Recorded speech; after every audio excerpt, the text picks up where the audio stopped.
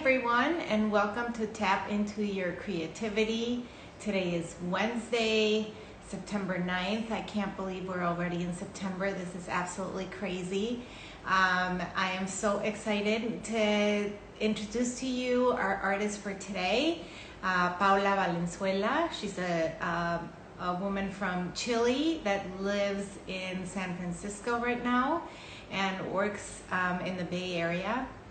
So I'm super excited for you to meet her, and she will join us any minute, hopefully. And I want to tell you that Labor Day weekend for me was really nice. I had such a great time here in San Diego. I took the day off for me for the first time in a long time, so I had a great week. I'm bringing in Paula right now for you to listen to her and meet her. She is an incredible friend now. Hi, Hello. Paula. How are you? Very good. Good morning. Yes, good morning. I'm so happy that you're here joining us today. This is a true pleasure for me to have you as part of my army of artists and for you to join me and tap into your creativity project. So thank you for being here. Yeah, my pleasure. It's great to be here. It's a very strange morning here in the Bay Area. It's dark. Actually, it feels like it's like being at night. And it's 10 a.m. and because of the fires, everything is completely dark. Oh my gosh. Yes, unbelievable. I'll show you around when I show you the video. Yeah. A view of the bay, and it feels like being at 9 p.m. Oh my God. So are the fires near you? No, not near. They're more in the north, in the south, but there are also fires going on in Oregon, and I think you cannot smell the smoke, but I think it's going above the clouds and the fog, so it's very strange time. Oh my gosh. Yeah. Strange times all around. 2020 just keeps us on our toes. That's for sure. So Paula, please tell us a little bit about who you are, and we talked that you're in the Bay Area, but talk to us a little bit about who you are. Yeah, so, well, I'm from Chile, and that's why I have this accent. We're talking about accents. I moved to the Bay Area 7 years ago. I had lived here before, and also I was born in Chile, and in 2001 I came to the US to study. I study psychology. I've always done art all my life. I learned from great teachers, but always art was kind of my hobby, my private thing that I will do. I will spend a lot of time doing it, and I love it. But it was more like my thing. I will participate in shows, local shows, but I never took it as a professional career. So I studied psychology. I became a clinical psychotherapist. And then I moved here in 2001 to San Francisco to work at UCSF. I used to work with Latinas on the prevention of depression, or another field. And then I moved also. I live in Berkeley. I study public health there. And then after that, with my husband and my 2 children at the time, we moved back to Chile for another 6 years. And then my kids were little, so I went back to my painting. I used to go to the studio that I had grew up, basically. And I will go here and there, but I never spent a lot of time painting. And it was just something that I tried to do little by little.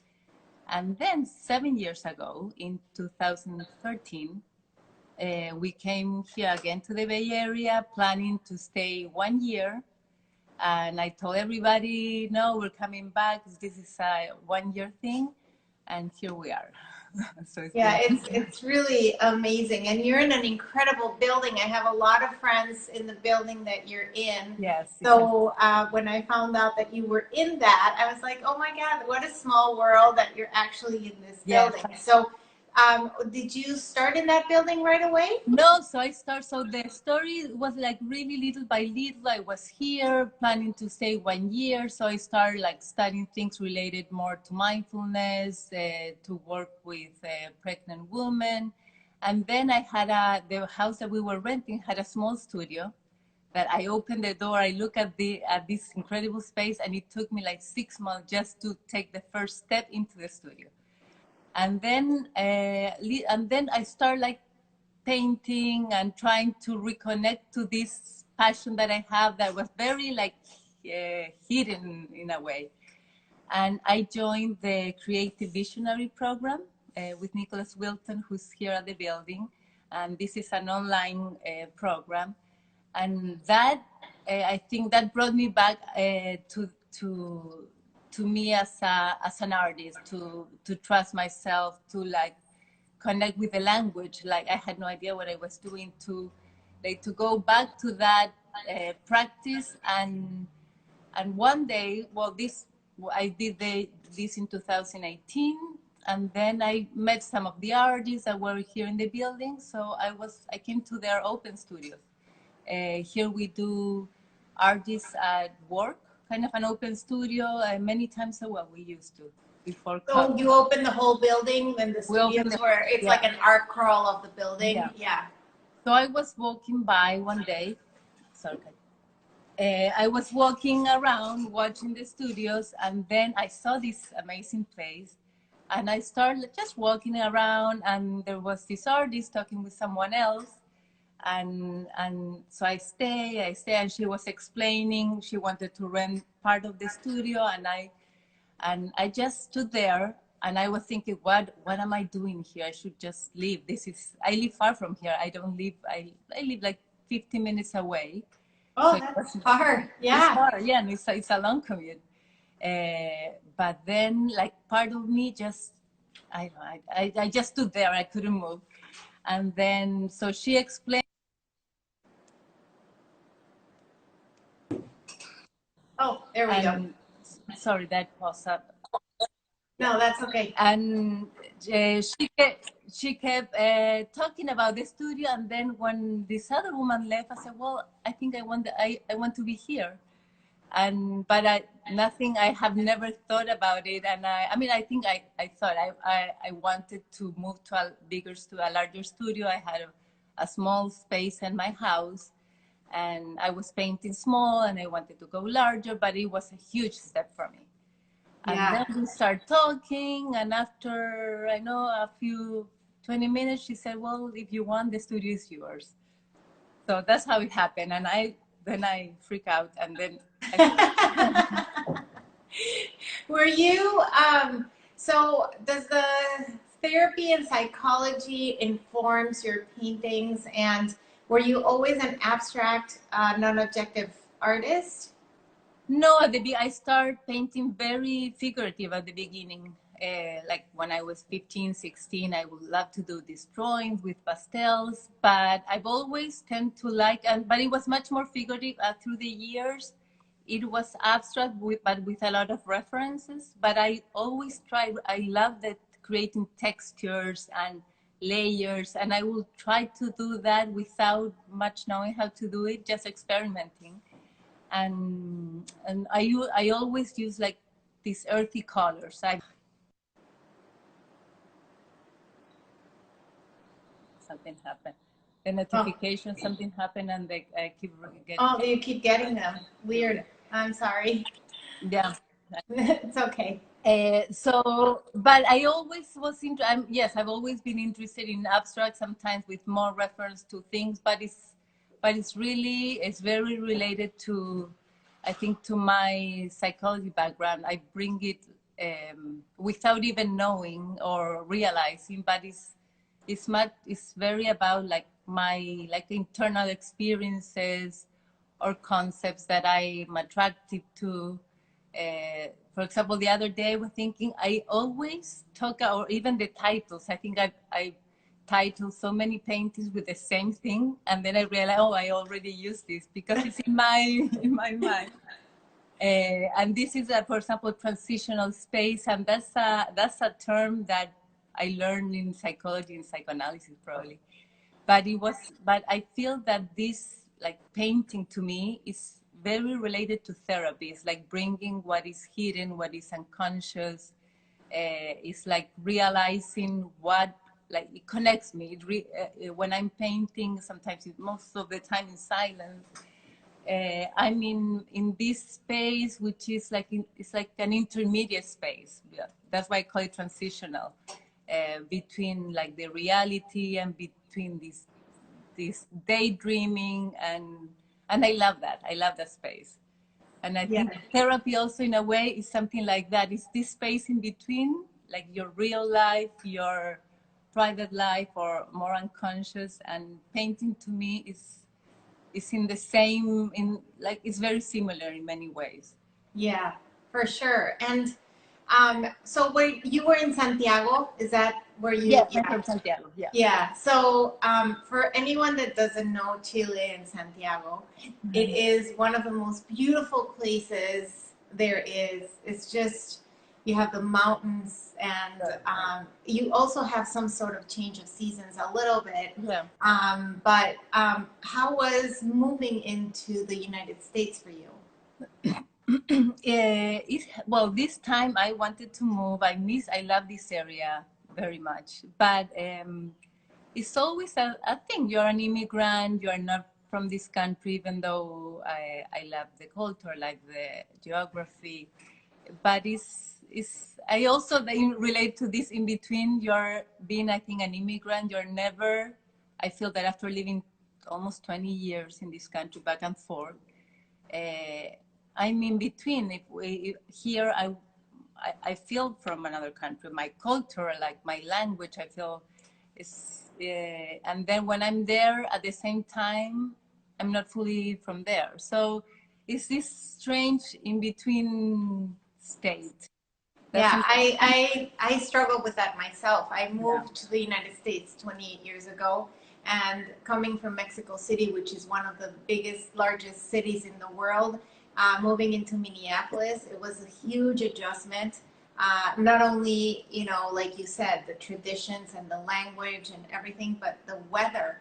For me, the weather, I've never been so cold in my life, and I'm still so cold, when I live there. And it's this in between that we're not from here, not from there, but we are from here and from there. Yeah. So I agree. I think that we breathe, and we take with us our experiences, and then hopefully we can transmit that in our work. Yeah. And so how has Corona now affected you, or not? It has, and I think, well, the fact of being an immigrant and being away from my family, that was hard. I was very lucky. I got here, but I was in Chile. I was in Santiago, and I came back 2 days before the shelter in place started. Oh, so wow. That was a huge gift for me, because if not, I would have gone crazy. So yeah, I feel that half of my mind is here, half is there. I'm worried about my family here. Like, there's always, I feel like I'm divided in a way. And the same thing happens there. When I'm there, I'm thinking, oh, like this life here and this life there. Yes. Yeah. I totally relate. Yeah. It's a weird feeling, but I totally relate. And I think I've talked this with so many people, and it doesn't matter how long you are. It's like your heart is here and there, your mind, and it is what it is. Yes. And were you able, so you were sheltered in place, so were you able to get to your studio? Probably not. No, at the beginning, no. For a few months, no, the building was closed. So I started, it was hard to me to start working on new things.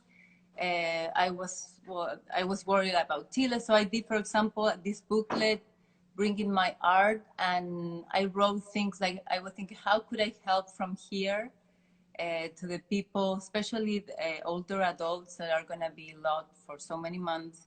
In Santiago, we had a huge isolation. I mean, they were in lockdown for almost 12 weeks, I think. Very restricted. So I started like doing things like that, like sending to all my contacts, all my friends, like bringing more probably the psychology aspect or public health. And then for a while, I didn't do any art. And then I start like thinking, I want to, like, what I'm experiencing, I want to remember this. It's not just me, but what I'm sensing, what I'm seeing, there's so much suffering and loss that I want to include that in my work. And like to mark this time, I want to remember, I want my kids to remember when they're all like, this was this year that we will probably be talking the rest of our lives. In the good and the bad. I mean, I've always been trying to, like, okay, how can we bring some meaning to this experience? How can we connect, even that we are apart, even like trying to experience it, even if we are in isolation, because Right. so I made this series about collective grief. I work, these are small paintings, mixed media paintings on paper that I did, trying to bring that feelings, that what I was seeing, not just about me, but that's the part, like the collective. I felt that I'm like sensing this, in a way receiving this, and I'll just put, this is probably my experience, but this is also a collective experience. And putting the idea is to bring all the losses. Like I feel that we have been losing so much. Not just some people, of course, have lost dear ones, but there's also lost jobs and homes and dreams, and there's all sort of loss. I mean, and I think it's important to acknowledge that and to name it and say, okay, this. So then we can move forward. People move forward, and but for like, sure, I think that through our art, we are more connected than ever. And as human beings, I think so too. You know, at least in the beginning of this whole thing, we were all in the same plane. We were all sheltered in place. We were all, you know, in one same capacity in here. And, you know, and so I think that it is important to record it. And so you are going to show us around, and so we can see what you're talking about, your latest collection, and then you can tell us everything that I'm so excited. Let me show you first. This is. Oh my God, Paula, that's insane. 10:15. I hope you can see it from the. This is the bay. This is the bay from, I mean, the view from the water. It really looks like nighttime. It's nighttime. It looks like an apocalyptic day. And, well, this is the studio. I share it with two more artists. This is my area here. Wow. Let me know if I'm moving too fast. No. We're going to go from area to area. Right now, you're just giving us the whole sense of everything. I'm going to turn off the comments and then turn them back on so we can actually enjoy everything that you are showing us. But so I think that there's something to say also about your black background. Yes, it was here. I love it. Yeah, it pops the art a lot, right? Yeah. So can you talk to us a little bit about that collection? Yeah, so this is these are all small works on paper. So were they quick sketches? Did you put a lot of thought through it, or were they just an automatic feeling that you had? I usually work in a series, so I work with 3 or 4, and I start. Some have collage, but some they are made with ink and acrylic. There's something on your audio that I can't hear you for some reason. Let me see. Maybe I'm covering. Oh, there we go. Yeah, I was covering with my hand. I have some videos on Instagram on how I did them, but it was really fast. I didn't want to think about it too much. It was more. Let me show. There. I paint by layers. So let me show you this. Oh yeah. So this has collage on top, and then I put all the black materials that I could find, like oil sticks and graphite and charcoal. And I tend to use certain symbols. I'm very into these archetypal symbols, and I use spirals a lot. And I make this sign. Wow. You have so much, you know, transparencies, and your mark making is incredible. And they also have like almost this encaustic Yeah, feel to it, but they're not. they're not yet. I know that's on my list to learn. I was watching last week. With Paula Roland, Yes, she's the master of no. masters. And I tend to recreate that encaustic thing, but Yeah. using cold wax or pouring medium. And I think here at the building we cannot do encaustic. Yes. But Um, that's where I try to go. And so this, are they on paper or canvas, or did you, wow, that looks like that transparency that I'm yeah, talking about. It looks encaustic to me. this one looks completely like encaustic, and this is not from this collection. I just have it here. It's from my previous one.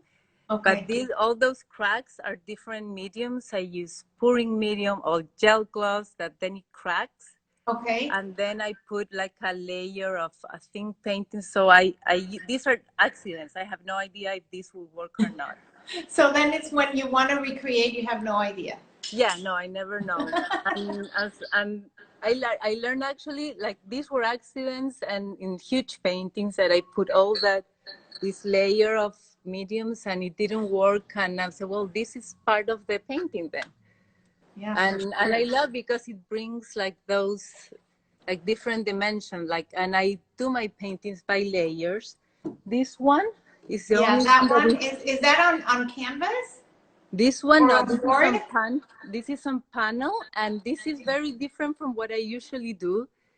But I love it, especially because of that. I did a workshop a few months ago with a sewing machine, so I got crazy doing this on paper.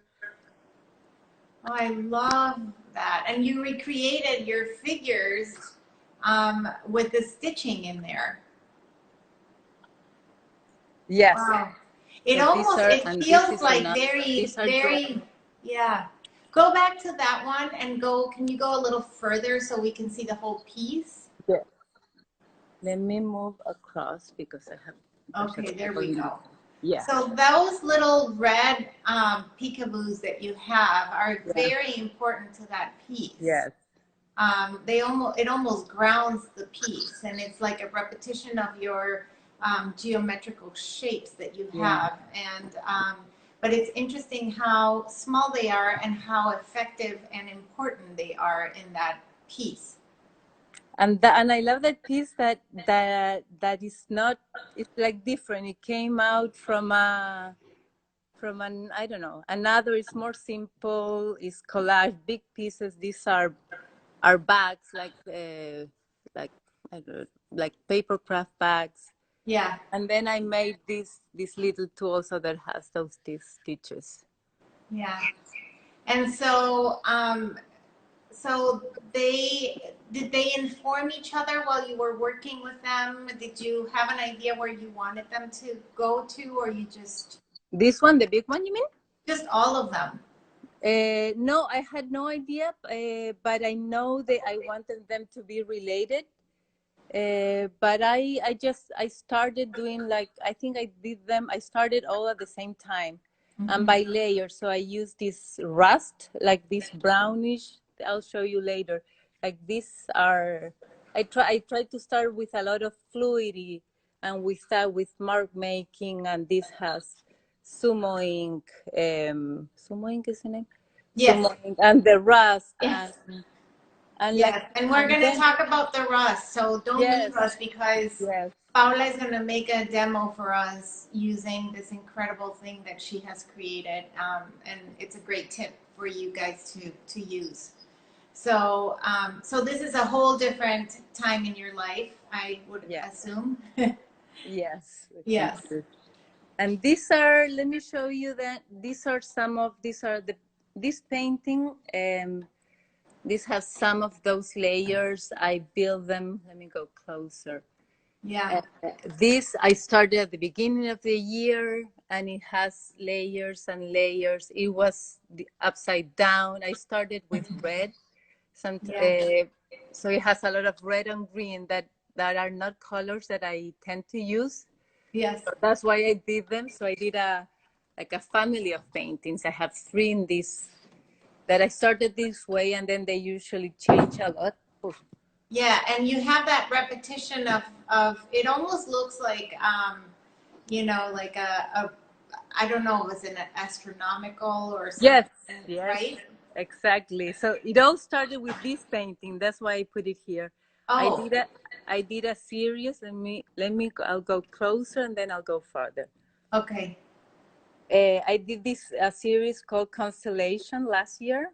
Okay. And it was in relation about like how I usually tend to do this earthy and look at the minerals, but then I was like, how is this connected to the skies? And I start getting into that area. Yeah, you can tell. I mean, it almost feels atmospheric in a way. I just realized it's upside down. My Oh, signature. really? Yeah. You would only know that. I know. I saw my signature at the bottom. I'm like, oh my God. I think you did too much cleaning. Yeah. And it has this rust. So it all started with this painting, and I did it in red, and I love that it's red, and I don't tend to use it. And this one informed many of the other paintings from the collection that I did later. It's so interesting. Red is a really hard color to use. So it must be used with respect. Yes. Red is something that I always have a lot of respect, for other artists that they use it. And when you use it in the right way, it can be so effective. So, so I guess you were very effective in using the red. And these are a lot of the 12 by 12 paintings that I did, especially at the beginning of the CVP. Yeah. Oh, no, yeah. the CVP. Yeah. So these are, and I'll show you actually the one that the light here. This is the painting that we will be selling, you guys. So if you guys want to purchase this particular painting that Paula is donating, whatever money donation that you give to Feeding America, Paula will then send you this beautiful piece of artwork to your home. So 100% of the proceeds go to Feeding America. The only thing you need to show us is your receipt. We're asking for $350 to start with. Please make a donation to Feeding America and show us that, and DM me or Paula, and we'll get you this beautiful artwork into your home, and you can be part of our army of artists. And I can tell you now that each dollar that we have donated to Feeding America has gone a long way. We are feeding thousands and thousands of people in need right now. So this is amazing. I love that, Paula. It's so beautiful. Again, it has that encaustic feel. This one has, because this one has also a cold wax finish. So this is a piece that started with collage. Sometimes I don't even remember what they have, but I can see I did collage, and then because I built them by layers, so I put these mediums, and then I start over, and at the end I did a cold wax finish. So that's why it has like it does. And oh, look at that mark making is amazing. Wow, it has so many layers. It has so many. I don't know how many layers it has. Yes, I love that. Wow. So do you frame them yourself, or oh yes, yes, I frame them. I order these frames from Canvas Place. Yeah. And let me show you one, and they come like this. Oh, look how dark it is. I can't. It's so yes, crazy. It's so weird. Yeah. These are the frames. They come like this. So you lay the canvas or the board in there? Yeah, so you put these are for, you can get some for canvas. These are for panels. Okay. So I put, let me show. For example, I have these wood panels like that. Yeah. And I just glue them. Oh, And there you go. there It's you go. fantastic. And It's I so do the same. easy and It's beautiful very and ready easy. to go. Yes, and you can buy for bigger panels or canvases, but these are, and then I paint the frames and I put the varnish. It's like the same treatment as the paintings. Yeah. And So so let's go back to those 12 by 12s that you yes, have there. Um, and so all of those are on boards, right? yes, they're all on boards Yeah. from different times. That was at the beginning of CVP. These have also many layers. This has Wow. collage more in yellow. Yeah. And it has some sand and paper. It has that quality of, your language is in there somehow. It's coming through. And it's almost that struggle that wants to come out. It's like the struggle that we were talking about. Yeah. And These were great for me. These panels were a great way to like know. I mean, to know what is my language. Like for example, this shape that I have here. yeah. This is called. I think this painting is called coming back to the origins, and I titled it that way because of this. You see this shape? Yeah. This is a shape that I used to do when I was like 20 years, 19 years. Oh my gosh. And I use it all the time. It was a thing that I do like when I was not paying attention. I have paintings with this that at that time they represent like mountains to me. Oh, And wow. I realized when I was doing this that I start making the same symbol and I make it here. And I think that evolved into the marks that I'm making right now, those more constellation things. Yes. But this is how it started. Oh, wow. I love that painting. It has, and also there's something to say about working with boards because I think you could be very rough with them. You can really dig into them and make marks within the board and use that as part of the painting. Yeah, actually, this one I carve into the. Yeah, that's This what I one? meant. Yeah, Carving into this the was board. super fun. I'll show you And the tool that I use for that. I have no idea how to say that in English. It's in something English. I think I don't even know in Spanish either, but it's something that goes in the sink. But it's perfect for those kind of marks. Yeah, it really is. This one also has this carving, and yeah, these are fun. And I love this because like So does that have cold wax at the end yes, too? these all have cold wax. That's Yeah, yeah. yeah, you can tell. I like that feeling. It has a really beautiful texture. And then this one, like the same mark that I was talking about, for example, is repeated here. Oh yeah. And this is on panel and it has like the same, like this is So a do you mark. use when you're starting your panel? Do you use acrylic paints or do you use oil paints or No, it's I use all acrylics and sometimes I use oil sticks. okay?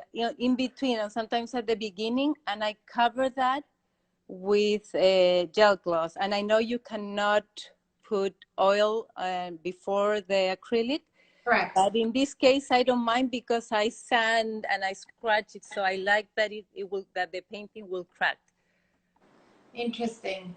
So, for Yeah. example, all of these probably this I think this was sanded and it has some of the oil stick and some of the acrylics. I like the mix of both. Yeah, I But like that too. this also, for example, this mark is an oil stick, but it's after the initial layers in acrylic. Yeah. And look at how bright it looks. Yes, that's what I love. I started painting in oils, but millions of years ago, and then I went with acrylics. But so now many people here in the building, they use oil sticks, and I just discovered them. Interesting. This Yeah, is, and they that's are very vibrant, extremely vibrant. I love that the colors on the oil sticks. this is. Let me try Oh, to. Uh, this is wow. has a lot of. Let me. I'm moving back. This one is called Del Cielo a la Tierra. I think this is the only one that I've named in Spanish. I don't know why. Yeah, I have a lot entitled in Spanish too. And I really, really love what you have the swirl on the bottom. It looks like it Yeah. could be at the bottom of the sea almost, you know? Yes, it's this I did them with when I went back to painting. I started doing fluid painting, which I've never done before, and Okay. I did it especially. I love this part. Look. Yes. Wow. So I did this pouring, and I started looking online how to do it and how to get those bubbles. And I wanted to. I especially did it because I was so lost. I didn't know how to start. That I thought that starting in with this fluid, it will take me like out of my rational mind, and then I would have to react to whatever I was getting. So that's how it started, and Oh, I see. and I did some resin work. So usually sometimes I mean That not has resin? No, no, not no. no, This one doesn't, but it no. has. So these are pieces of fluid, a pouring that I did. That's why you have all that. You cannot do that on purpose. It just happens when Right, you are right, pouring, right. and it has many layers of um, pouring medium and then gel gloss, and it has some of that gold like sand and these marks on top. Yeah, it is fabulous. I mean, the whole piece as a whole is it has so much. It's so rich. It You was know, very it's fun. yeah, And this is it the has one a lot of movement because of the fluidity and then it grounds it with the circles that you have. yeah, and these are the So cracks that also were accidents, really. Like that's what. So this informed me for the later paintings. That, okay, this is when you put too much medium, you get these cracks. Sometimes you get, sometimes you don't. You have no idea, but they can become something interesting too. yes, yes, because the pigmentation or the color absorbs it in a very different way. Yeah, So, so you do get those cracks and you get that, you know, rustic feel. Um, so yeah, it is fabulous. that's another one. This is more of a collage that I did about music. This is inspired by that Lady Gaga song from last year. I don't Oh, remember. Tell me something, girls. Yeah, so I did that. I was obsessed with that song and my daughters too. So that painting is because of oh that. my gosh, I love that. Oh, And this is the thing that I'm trying to move forward. I mean, to move back. That's another painting. That's like called the space in between with that light is a little yeah, hard to see. But yeah, also it has collage and all these many layers and it yeah, has carving and all that. yeah. I mean, yeah, it's, you know, when you use your limited palette, it's very strong, but also when you start using some color, you can Yes, be very effective with that too. So, this um, was going to be a pink and yellow painting, and well, it turned something in between, but that was the the initial. Yeah, idea, it was much yeah. more yellow. And let me show you around. So this is Leslie Allen's space. She's been Okay. here in this studio for 30 years. Wow, Yeah, she's that's amazing. incredible. That's Yeah, so nice. That's amazing. I mean, that whole building and the space is beautiful. yeah. Here we have huge ceilings. Yeah, so cool. And then I'm going back to my, so this is where my space starts. Really. And it's still so dark outside. It's Yes, so weird. no, it hasn't changed at all. Probably, I think it feels now darker than at 8 a.m. Wow. These are collage, and this looks a lot like encaustic. Yes, it But does. It has that quality. Did you finish it again with cold no, wax? this one has something different that I learned at a workshop. It has pouring medium, and then I put a matte varnish, and Oh. is the effect is What's the pouring medium that you use? what brand? Yeah, what kind is it just like Golden or Liquitex, I think, yeah, or both. yeah. Is it the satin medium? No, no, it's the gloss. I think it comes in Oh, gloss. gloss. But Okay. then when you put the matte The varnish matte. on Yeah. top, that's how you get for. And I think it Yeah. depends a little bit on the brand. But they're not the same. But this is just that it doesn't have any cold wax. Yeah, I love that. Oh, I almost fell. Oy, be careful. Don't fall on me, Yeah. please. So I made a series of 6 of these. These Those are are feel very geometric to me. yes, they Very are. different feel Yeah, from the yeah. other From the work. others, yes. This was I did this at a workshop, and it was like examples of how to use the and put the layers of papers and then remove them. Yeah. These are some of. This is a monotype, and also this is a collage from this collection from the Oh, collectory. yeah. And this is Wow. the largest painting that I've done so far. I haven't finished it. I started in all sort of blues. I wanted to bring the blues to my paintings since I'm so close to the water, and it's still there. I'm How looking. big is it? This is Maybe 5 by 5? 6 by 6 probably. Oh, okay. So Wow. let me move back. It's interesting that you have the wood shape on the bottom right, that it's a Oh circle, yeah, and you it, may. and then it repeats itself into the Yeah. painting. So, yeah, so I can see where you are getting some inspiration, or even if you don't see it, it's kind of right there, right? Yeah, and And this, even your rocks, your stacked rocks, it oh feels yeah, like I you love have. this. I have Yeah, this yeah, yeah, in my yeah. I see house that. here. Yes, I love them. yes, it's I have them great. everywhere. I give them as presents to my Oh, friends. I think it's such an amazing. And then it's very simple. It has like that thing, and then for little kids. yeah, they're amazing. Yes, yes. And I Oh, have I love my that. collection of rocks or crystals. Yes, yes. And this is the Good energy all good around, for energy. sure.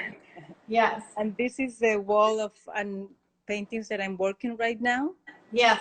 So those two with the red and the green, get closer.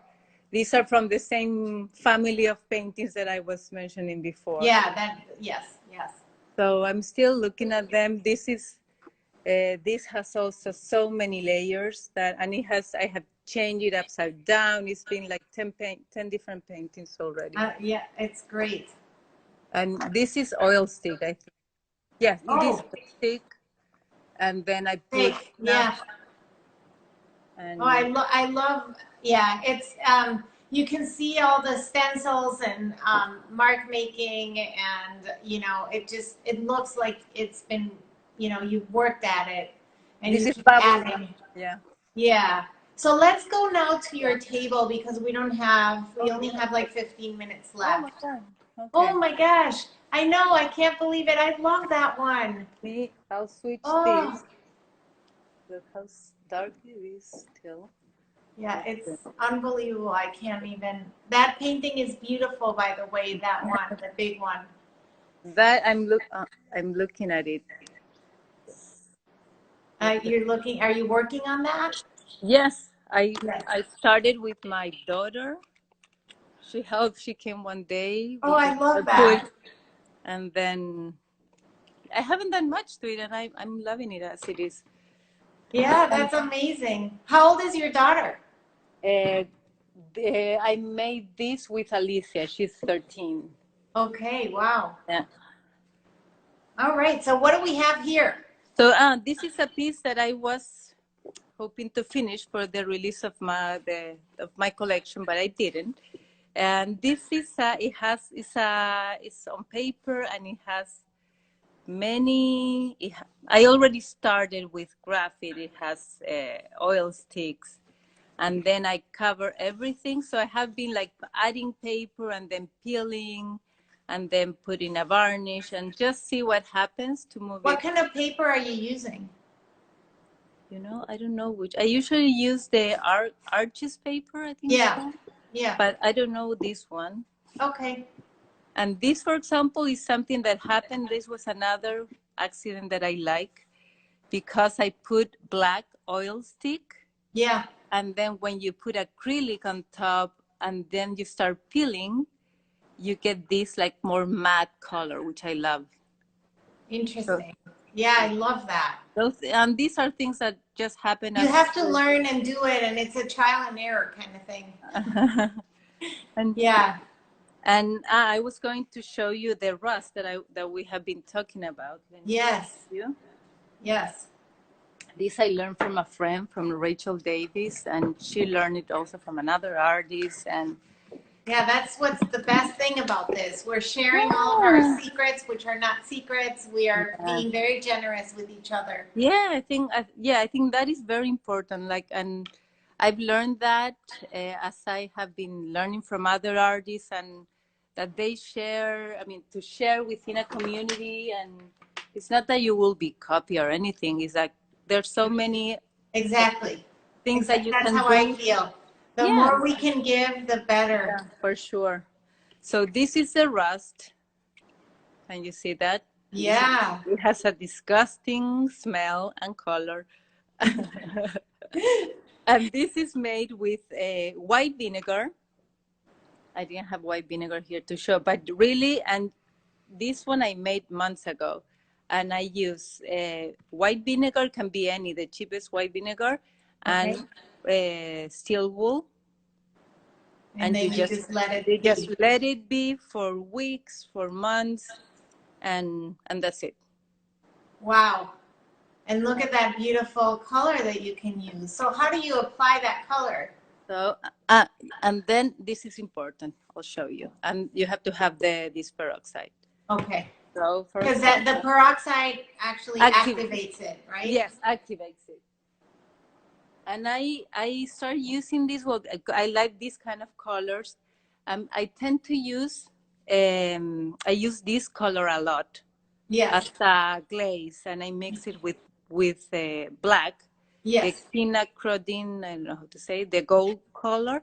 And this gives me the same idea, but it's more matte. This is more, it has more of a gloss finish. Yes. So for example, let's do this. This is how I started the other the other works. And this is really just putting everywhere. It smells like vinegar. So you also have to use a mask, not only to be outside, but to work. And from here, sometimes I start moving it around. This is my favorite tool. I use this more than brushes, more than anything. So for example, it's a rubber. It's like a silicone wedge, I think it's called. Yes. And they sell them at art stores. Yes. So for example, here, wow. Give me that. So it's like the same idea of this other color, the quinacridone. Yeah. But it has like a darker, I think, like, it has less it does. It's a very rich color, and it's a very different way of applying it, and I'm sure the way it stays and it absorbs is very different as well. And so sometimes, for example, I'll come with this or with a sponge and just make the marks, or I'll come with a paper towel And absorb that, yeah. Absorb that a little bit. And then you spray it after you're done? So I'm sorry, I forgot the most important part. And then when you're after that, you have to put some of the peroxide on. I should have done this before. Yeah.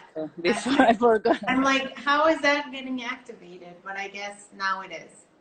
And it's important that you do that, guys, so it actually stays. Otherwise, it wouldn't dry the same. So no, and what I've learned at the beginning, I will do this, and then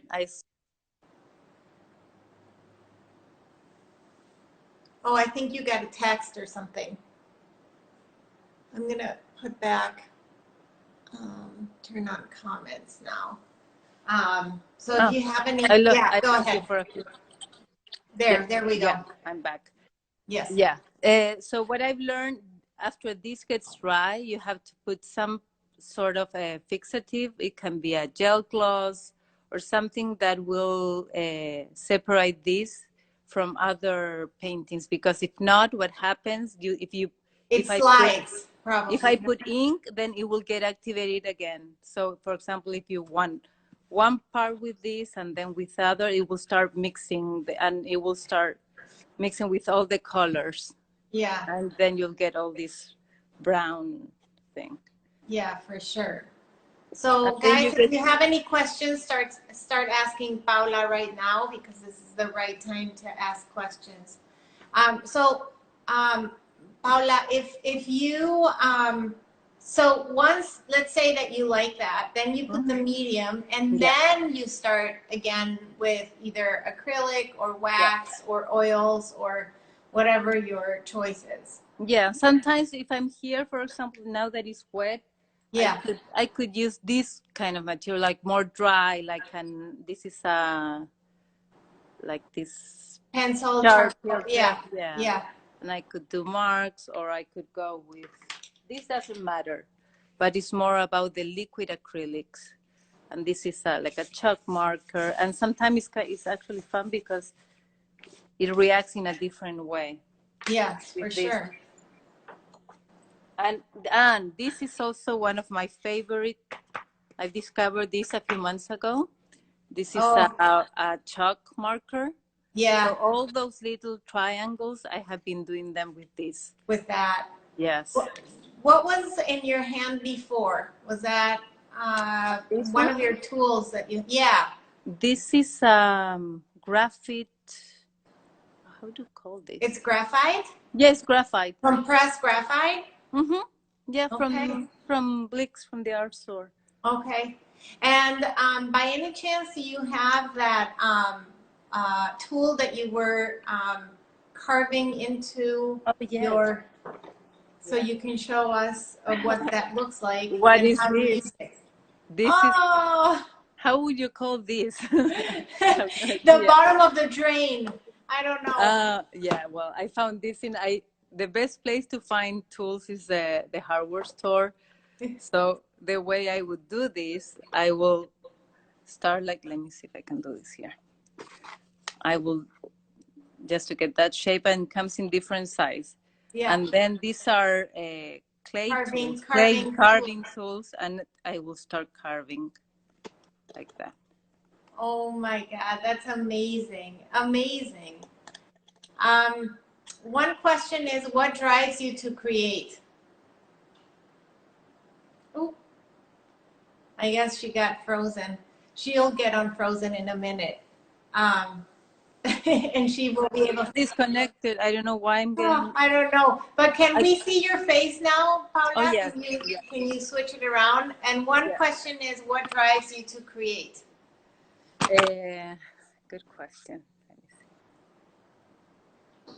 I think, to me, like when I'm creating something or when I'm painting, I feel much more like connected, like it makes sense. Like it's a way for me also to say, okay, this is what's going on, this is what's happening with me. In a way, it's a selfish thing because it really helps me, but it also helps me to connect with others. Yeah. Like when I'm creating, I know that I'm in my best self in a way. Well, and also I think doing therapy, you're connecting with that person, you're having that moment of intimacy. And I think we try and find that in our work, to be very intimate with our Yes. own work. And I think, you know, it has a correlation one with the other. And it's a way, I always think, like, I think I read this in a book a long time ago, but it makes so much sense to, or at least what painting or be creating something is a way to discover yourself. It's not that you're expressing yourself, you are too. But to me, it's more about the discovery. It's like, okay, connecting this thought with this, and like understanding, making sense of what is going around with me, with my community, what is around, like, it's yeah, I think it's connection. It's Yeah. that Yeah. is like centering. So last but not least, can you show us again the piece that you are going to be donating? Yes. So we can just talk about it for a minute before we leave you. So what Paula is going to be showing us right now is the piece that she will be donating for this project, which is incredible. You guys DM me, DM Paula. Share and spread the love, and let's help people in need. And yeah, that's so incredible. I am so excited. People are asking if you work on an easel or a table or maybe on the floor. I work everywhere. I work a lot on the floor when especially when I'm doing this rust and more liquid. And then but yeah, I would say the table and the floor even more than anything. No, I don't have an easel. Or sometimes I'll just put a stool and then the painting on top. So for people that want to find you, Paula, where can we find you best? Where can they see your body of work? My website just got a beautiful new website that I'm very excited about. And my website is paulavalenzuelaart.com. And in Instagram also I show a lot of my work. I'm trying to show, I love showing about the process and how I start painting, or sometimes how I mix different mediums. Yeah. So I'm gonna put all your information on this beautiful interview. Thank you so much for being part of this army of artists and for helping so many, and your tips were incredible. Your artwork is so inspiring. You're an inspiration to many, to myself to start with. So thank you so much, Paula. And it was super fun. Yes, we will see you super soon, everyone. We'll see you on Saturday. Take care and have a great day. Bye-bye.